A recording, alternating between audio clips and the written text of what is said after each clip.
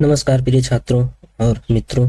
इस वीडियो में हम कवरिंग ऑफ द ब्रेन या ब्रेन्स मेनिंज मतलब मस्तिष्क आवरण के बारे में जानेंगे, वो भी विस्तार से कि मस्तिष्क कितनी झिल्लियों से या कितनी मेम्ब्रेन से घिरा हुआ है और उनके नाम क्या हैं, उनके काम क्या हैं। ठीक है, तो इसमें हम दो टॉपिक कवर करेंगे। General information about the brain, brain के बारे में या मस्तिष्क के बारे में सामान्य जानकारी, और फिर उसके बाद मस्तिष्क की झिल्लियों के बारे में। ठीक है, कि मस्तिष्क कितनी मेनिंज मीन्स जो मस्तिष्क को घेरती हैं, उन झिल्लियों को क्या बोला जाता है, उन मेम्ब्रेन्स को मेनिंज। ठीक है, मेनिंज। ठीक है, तो इसे क्या बोला जाता है, कवरिंग ऑफ द ब्रेन या मेनिंज।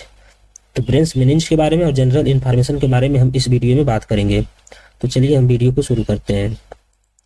सबसे पहले हम जानते हैं general information about the brain, सामान्य जानकारी, मस्तिष्क के बारे में सामान्य जानकारी।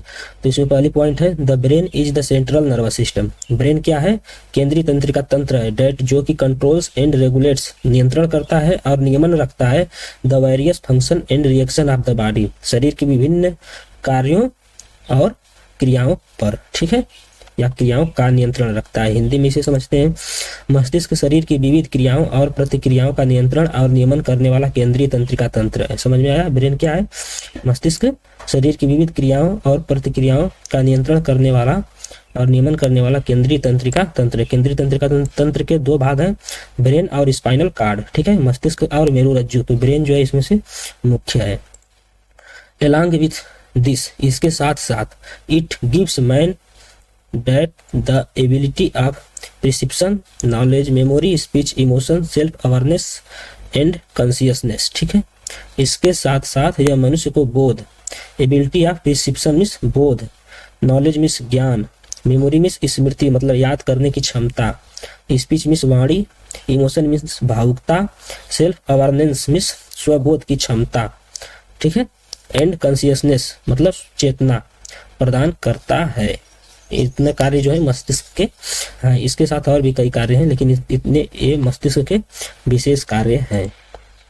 अब the brain lies safely in the cranial cavity made of 8 bones in the skull. Brain जो है क्रेनियल कैविटी मतलब कपाल गुहा में, खोपड़ी की कपाल गुहा में पड़ा रहता है। और कपाल गुहा कितनी हड्डियों से मिलकर बना होता है, 8 हड्डियों से मिलकर बना होता है। ठीक है, मस्तिष्क खोपड़ी में 8 हड्डियों से बने कपाल की गुहा में सुरक्षित रहता है। ये पॉइंट हो गई। अब नेक्स्ट पॉइंट क्या है, the weight of the brain in an adult person is about 1.3 kilogram. एक वयस्क व्यक्ति का जो ब्रेन का वजन होता है कितना होता है, 1.3 किलोग्राम होता है।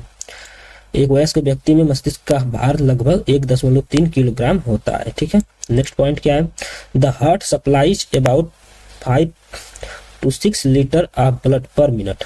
हार्ट जो है 5 से 6 लीटर प्रति मिनट ब्लड सप्लाई करता है टू द होल बॉडी, पूरे शरीर को। ठीक है, एंड अबाउट 15 से 20% of it is supplied to the brain.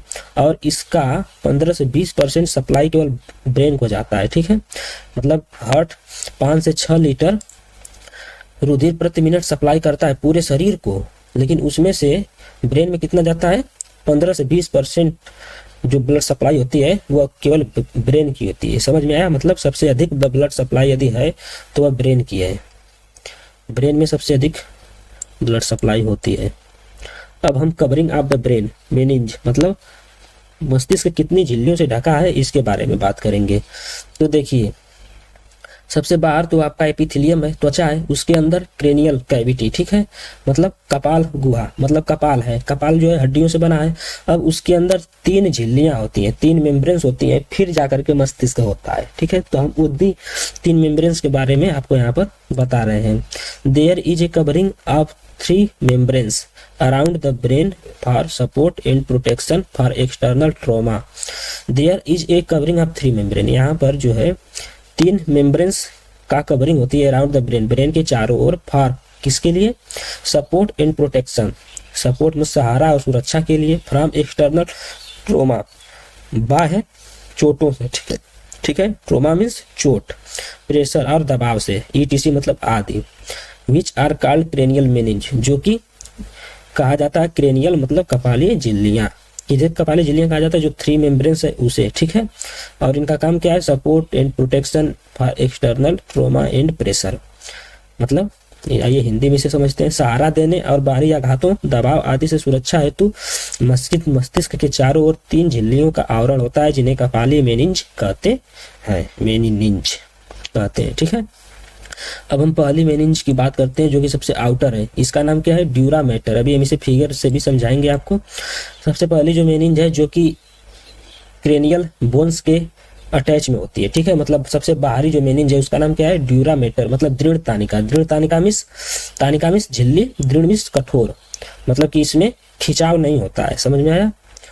इसका क्या है प्रॉपर्टीज? आउटर मोस्ट, मतलब सबसे बाहरी। आउटर मिस बाहरी, आउटर मोस्ट जब लग जाएगा तो सबसे बाहरी। ठीक है, थिक मिस मोटी, फ्रीम मिस दृढ़, एंड इन इलास्टिक मिस जिसे खींचा न जा सके। समझ में आया? मतलब जो खींचने पर बढ़े ना, उसे क्या बोला जाता है?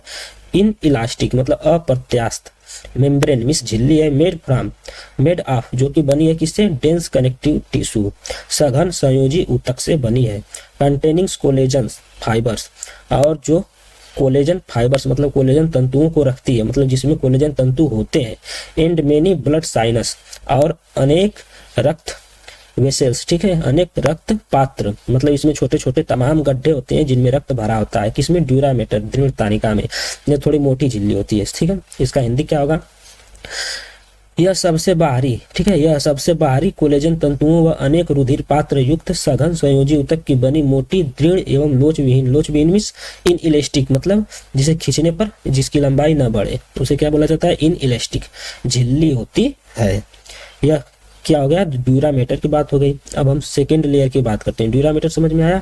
यह सबसे बाहरी है, आउटर मोस्ट है, कोलेजन तंतु इसमें पाए जाते हैं, और अनेक रुधिर पात्र मीन्स छोटे छोटे गड्ढे होते हैं इसमें, जिसमें रुधिर ब्लड भरा होता है। ठीक है, यह क्यों भरा होता है? यह इसको मतलब कि मस्तिष्क की गर्मी जो है, टेम्परेचर उसे बराबर रखने के लिए, बाह्याघातों से बचाने के लिए। ठीक है, तो इसमें ऐसी संरचनाएं पाई जाती हैं। और किससे बना होता है? सघन संयोजी ऊतक से बना होता है। ठीक है, वह बहुत दृढ़ होता है। अब हम जो मिडिल लेयर है, जो कि ड्यूरा मैटर तो क्रेनियल बोन्स से अटैच थी, अब ये सबसे बाहरी थी। अब जो है इसके अंदर जो मिडिल लेयर है उसका नाम है एरेक्नॉइड मीन्स जाल तानिका मीन्स झिल्ली, जाल मीन्स जालनुमा। ठीक है, तो इसकी जो प्रॉपर्टी है क्या है? It is a middle membrane, यह मध्य की झिल्ली है, made of a network of collagen fibres and elastin fibres. ये किससे बनी होती है? नेटवर्क मीन्स जाल, या कोलेजन फाइबर्स मतलब कोलेजन तंतुओं के, और इलास्टिन फाइबर मतलब प्रत्यास्थ तंतुओं के। ठीक है, प्रत्यास्थ तंतुओं के और कोलेजन तंतुओं के जाल से यह बनी होती है, मतलब कि इसमें कोलेजन तंतुओं के और इलास्टिन तंतुओं के जाल पाए जाते हैं। समझ में आया? इसका जो नेक्स्ट प्रॉपर्टी है, यह मध्य की कोलेजन तंतुओं और इलास्टिन तंतुओं के जाल की बनी होती है। ठीक है, यह मध्य की झिल्ली है, मस्तिष्क की मिडिल लेयर है, मस्तिष्क को घेरने वाली यह एरेक्नाइड क्या है? मिडिल लेयर है। अब इसकी जो नेक्स्ट प्रॉपर्टी है, नेक्स्ट पॉइंट वह क्या है? Between the arachnid and the dura mater, arachnid और ड्यूरा मैटर के बीच इज ए नैरो सब ड्यूरल कैविटी पाई जाती है। ठीक है, subdural cavity filled with seromucinous fluid which keeps both membrane moist. इसका हिंदी होगा, एरेक्नाइड और ड्यूरा मैटर के बीच, ड्यूरा मैटर पहली मेनिंज थी और एरेक्नाइड दूसरी हो गई, तो इनके बीच जो है एक सकरी मतलब एक पतली सी गुहा होती है, मतलब कि पतला जगह होता है जिसमें क्या भरा होता है, जिसे क्या बोला जाता है? सब ड्यूरल गुहा, सब ड्यूरल कैविटी बोला जाता है। ठीक है, सब ड्यूरल कैविटी बोला जाता है। यह किसके बीच होती है? ड्यूरा मैटर और एरेक्नाइड के बीच।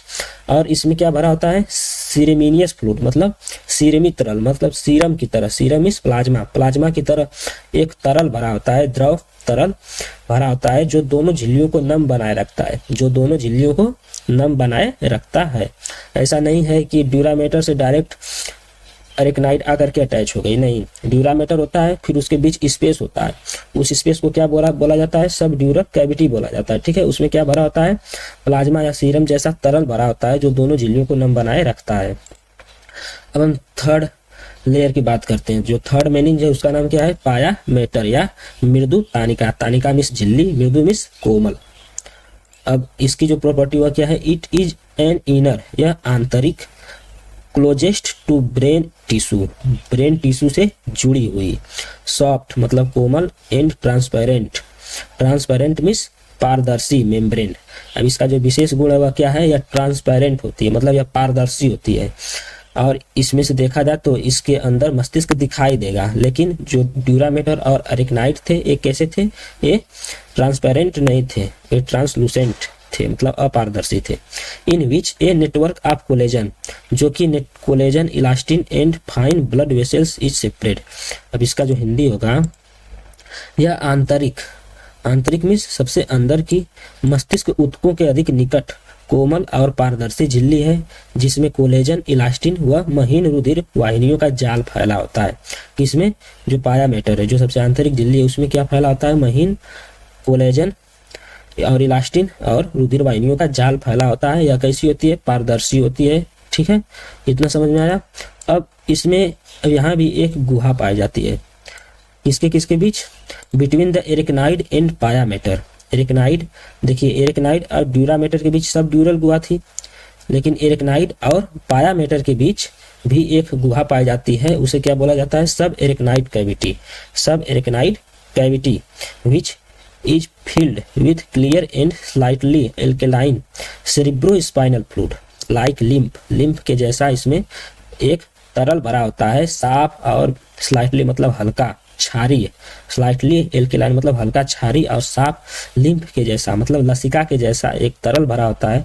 विच keeps both membrane safe and moist, जो कि दोनों झिल्लियों को किनको पाया मैटर और एरेक्नाइड को सेफ एंड मॉइस्ट मतलब नम और सुरक्षित बनाए रखता है।